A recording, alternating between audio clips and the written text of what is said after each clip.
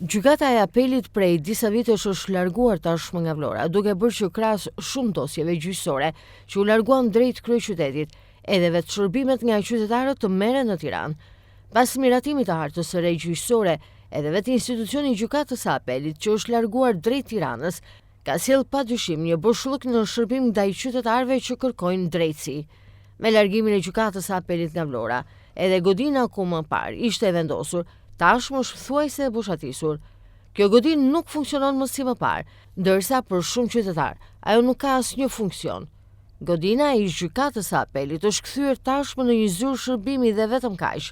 Pas largimit të gjykatës së apelit nga qyteti i Vlorës, godina e cila më parë ka funksionuar si e tillë thuajse nuk ka asnjë funksion.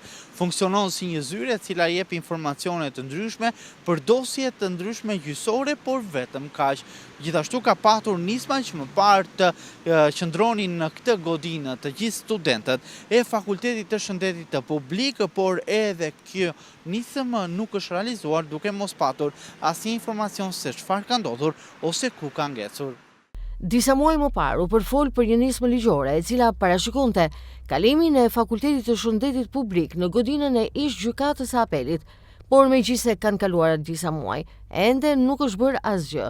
E siç mësohet, ka një ngërç në dakordsinë midis ministrive të linjës, asaj të arsimit dhe të drejtësisë.